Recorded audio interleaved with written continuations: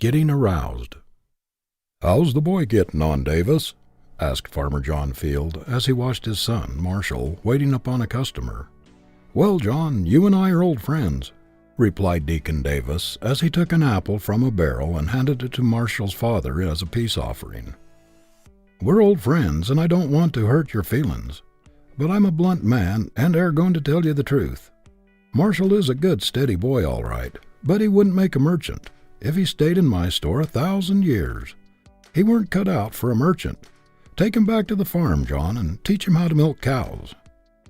If Marshall Field had remained as clerk in Deacon Davis's store in Pittsfield, Massachusetts, where he got his first position, he could never have become one of the world's merchant princes. But when he went to Chicago and saw the marvelous examples around him of poor boys who had won success, it aroused his ambition and fired him with the determination to be a great merchant himself. "If others can do such wonderful things," he asked himself, "why cannot I?"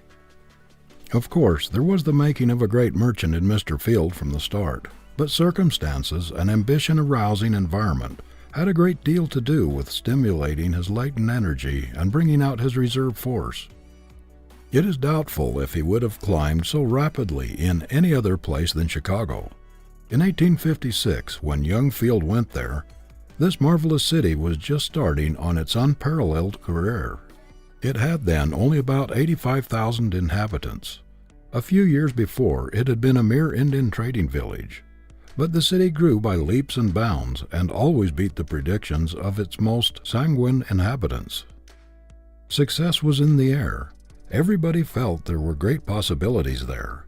Many people seem to think that ambition is a quality born within us that is not susceptible to improvement, that it is something thrust upon us which will take care of itself. But it is a passion that responds very quickly to cultivation, and it requires constant care and education, just as the faculty for music or art does, or it will atrophy.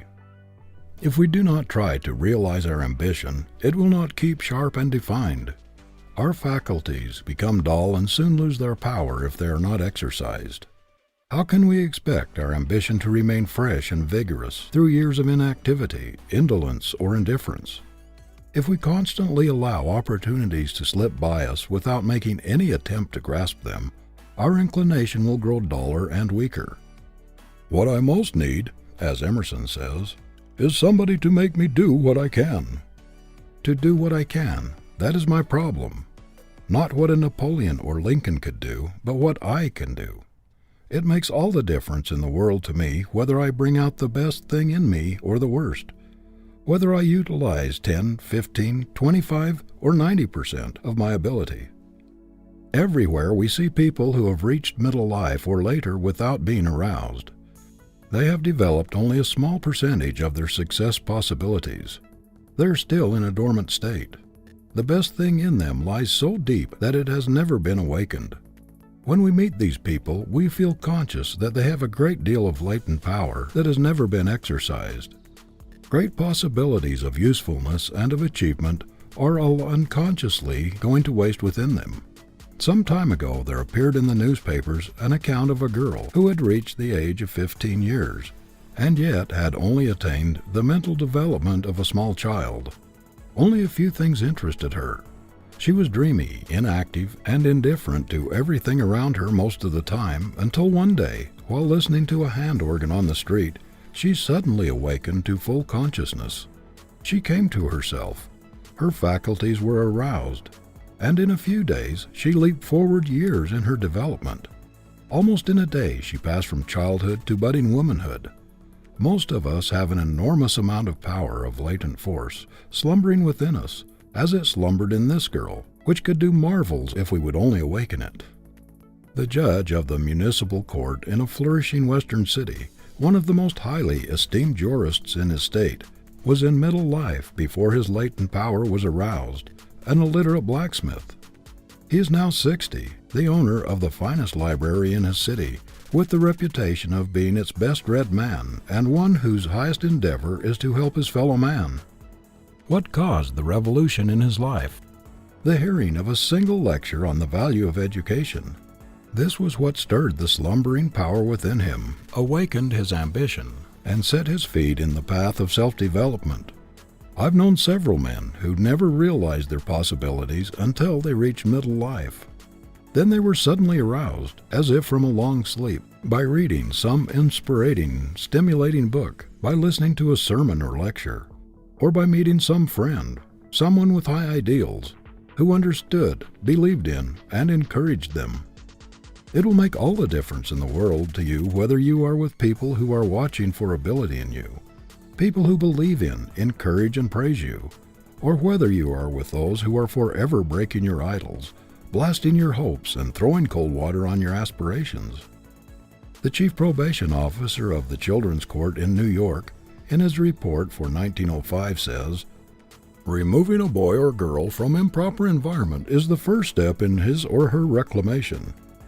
The New York Society for the Prevention of Cruelty to Children, after 30 years of investigation of cases involving the social and moral welfare of over 500,000 children, has also come to the conclusion that environment is stronger than heredity. Even the strongest of us are not beyond the reach of our environment. No matter how independent, strong-willed, and determined our nature, we are constantly being modified by our surroundings. Take the best-born child with the greatest inherited advantages, and let it be reared by savages, and how many of its inherited tendencies will remain? If brought up from infancy in a barbarous, brutal atmosphere, it will, of course, become brutal. The story is told of a well-born child who, being lost or abandoned as an infant, was suckled by a wolf with her own young ones, and who actually took on all the characteristics of the wolf, walked on all fours, howled like a wolf, and ate like one. It does not take much to determine the lives of most of us. We naturally follow the example about us, and as a rule we rise or fall according to the strongest current in which we live.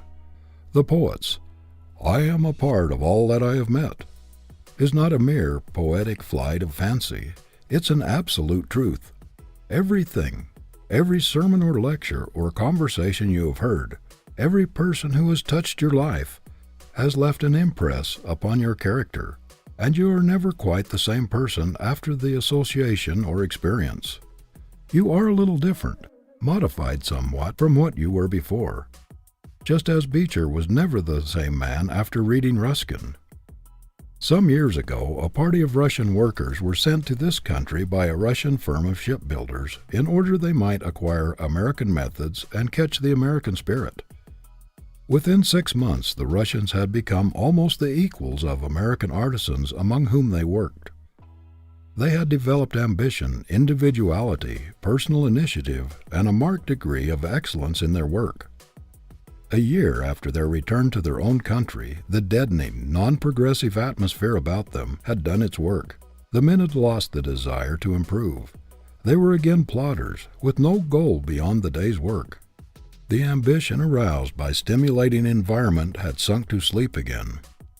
Our Indian schools sometimes publish, side by side, photographs of the Indian youths as they come from the reservations and as they look when they are graduated.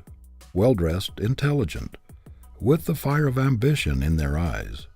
We predict great things for them, but the majority of those who go back to their tribes, after struggling a while to keep up their new standards, gradually drop back to their old manner of living. There are, of course, many notable exceptions, but these are strong characters, able to resist the downward dragging tendencies about them. If you interview the great army of failures, you will find that multitudes have failed because they never got into a stimulating, encouraging environment, because their ambition was never aroused, or because they were not strong enough to rally under depressing, discouraging, or vicious surroundings. Most of the people we find in prisons and poorhouses are pitiable examples of the influence of an environment which appealed to the worst instead of to the best in them.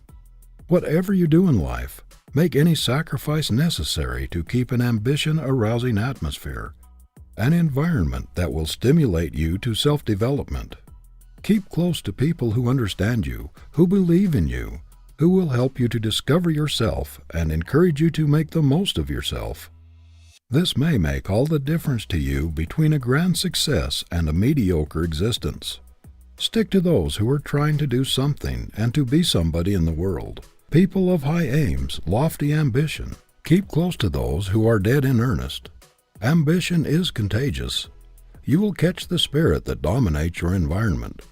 The success of those about you who are trying to climb upward will encourage and stimulate you to struggle harder if you have not done quite so well yourself. There is a great power in a battery of individuals who are struggling for the achievement of high aims, a great magnetic force which will help you to attract the object of your ambition. It is very stimulating to be with people whose aspirations run parallel with your own. If you lack energy, if you are naturally lazy, indolent, or inclined to take it easy, you will be urged forward by the constant prodding of the more ambitious.